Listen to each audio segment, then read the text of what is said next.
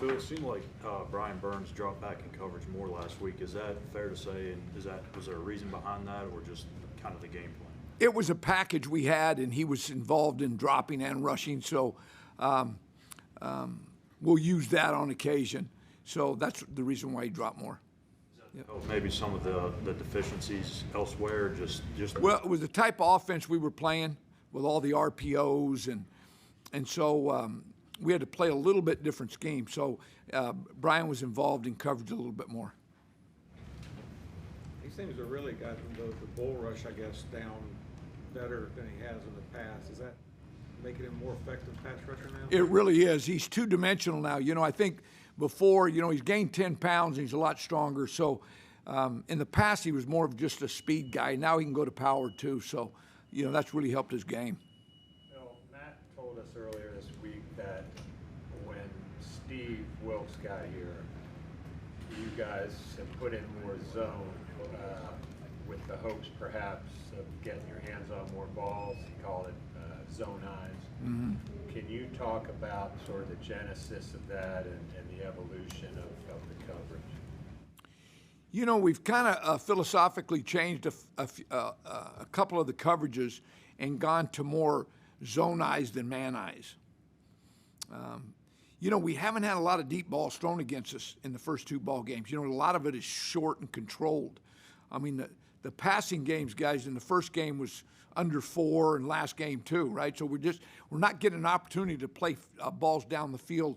But as the season goes, we will, and it'll pay off. So, but yeah, we've evolved a little bit more of seeing the quarterback. And the more you see the quarterback, the better chance you have to intercept it. What would you say the percentage of that you're running now, zone-wise, compared to first two seasons? It's real similar, but a couple of the coverages we've kind of changed from man eyes to zone eyes and changed how we are playing them. So I don't think we're playing more zone-type coverages. We changed how we play a couple of our coverages from man to zone. How would you describe zone eyes? What does that mean in layman's terms? How would you describe that? Well, you have an area, and you have to play the man in your area, but the quarterback dictates how aggressive you are to the man in your area. Example, if the quarterback's looking away, then you're not real aggressive to the guy in your area because you're not throwing it there. You want to be able to go with the quarterback. So that's really the difference. You talk about how you guys haven't been threatened downfield much this year. I'm assuming you anticipate that changing this week? Yeah, I do. I mean, they have they have a couple of receivers that can really get vertical, and they tried to beat Tampa vertical, and they'll continue to do that. I think, and the quarterback can throw that deep ball, Winston. So, as the year goes on, they're going to challenge us downfield. It's just in the first two ball games, we just haven't been challenged that much. Sounds like you consider your downfield defense a strength of this unit. We'll find out. I mean, that's an every game challenge, right?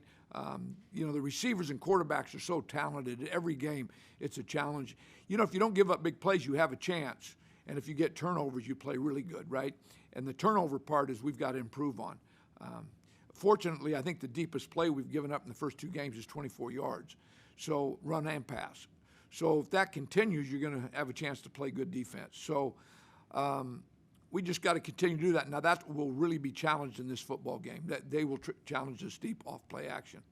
On that note about the deep ball, through about like two quarters on Sunday, your defense had allowed 28 yards on 14 plays. That resulted in 6 points. As a D coordinator, what does that say about your unit? Well, I think in the first half we played a really dominant football, right? I think in the second half we didn't play with the same dominance. Now, some of it has to do with their offense too, right?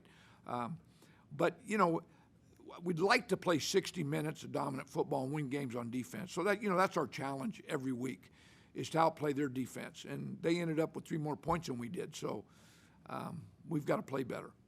You guys emphasize turnovers all during the preseason, getting more, and it still hasn't come. What different can you do? Or just got to be patient, or what? Yeah, I think so. I do think, though, that we need to punch the ball a little bit more than we are. But, you know, the interceptions I think will come as the season unfolds. You just got to be patient and just keep harping on it until it happens. Once it happens, it gets contagious, right?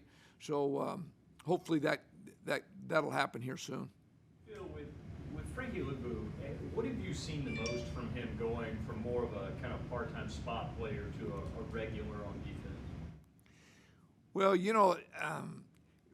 everybody said Frankie was better on the line of scrimmage, right? Rushing and doing that, and he wasn't real good in coverage. But he's really worked on that in the last year. You know, we sat him down and we wanted a complete linebacker, and I think he's becoming a much better linebacker in all aspects of his game. Hopefully he can stay healthy. That's, he's going to play a lot more snaps than he's played in the past. So, that's his big challenge. You all good? I wanted to ask Phil about Xavier Woods and what he's brought to this defense. Yeah. He's just a pleasure to be around. He really understands football. He likes football. I think our players would answer this better than me. I think they really enjoy playing with him. Like Chin loves playing with him. He's talking to him all the time. And so, he's been invaluable to us. When you get him and Shaq in there together, they run the defense pretty well. So, it's fun to have both of them on the field together. Woods a natural communicator? Yes, you would not know it though when you see him and talk to him. He's really quiet, but in the game and in practice, I mean, he runs the show. There was a play last week where Frankie needed to get somewhere else, and he just grabbed him and pushed him there, right? And which really shocked me. I mean, you don't think he's that way, right? But he's really aggressive, and Frankie's really funny. Frankie tells him, "Hey, now line me up all the time. If I'm not lined up, help me." So, the guys really appreciate X. So he's done a lot for us. Last week I asked you about the similarities between the Browns' offensive scheme and the Giants. How different is this Saints offense compared to what you guys have faced the first 2 weeks? Okay, so both of them run the bounce play, the wide zone. But New Orleans runs it. They all three run it differently. So, they're similar runs, but they're not run the same. New Orleans is, when they're really effective, they can run. Kamara's as good as there is in the business.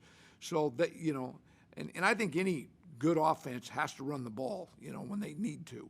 And so, that's what they'll try to get to this week. I'm sure, they're going to run Kamara and play action and try to beat us over the top. So we know what they're going to do. It's just a matter of can we stop it. Did you see as much wide zone against New York as you anticipated? Their pin and pull game, they didn't even do it. So, why I don't know. It might have been some of what we played in the first half was different than what they've been seeing. So, but that's the game of football. You got to adjust during the competition, right? So that's a continuous battle through the 60 minutes of the game. Back and go ahead. Matt said that McCall was a bright spot. What did you see from him on tape? And with Bravion out, is he going to get more of a look then too? Yeah, he'll play more. But McCall was good in the game. He played the nose really well. He's a big man. He actually played quicker than I thought he would in his first ball game. So hopefully that continues and he gets better every week.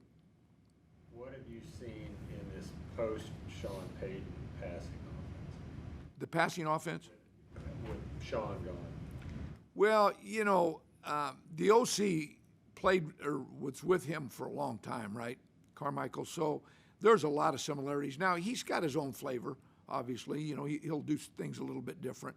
But there are a lot of the same concepts.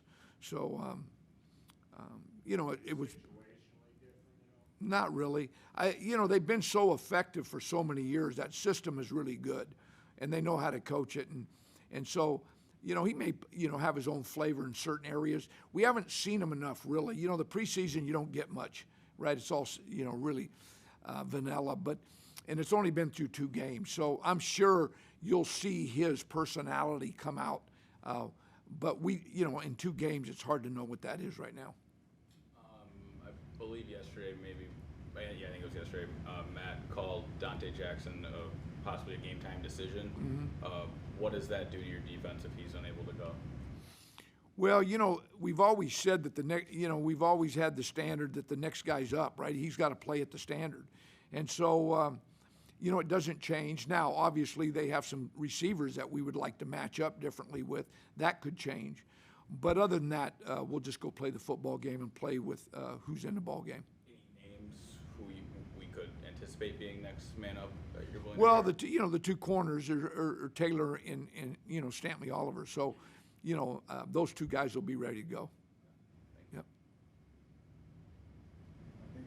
Thank you. Thanks, Coach. Everybody have a great day.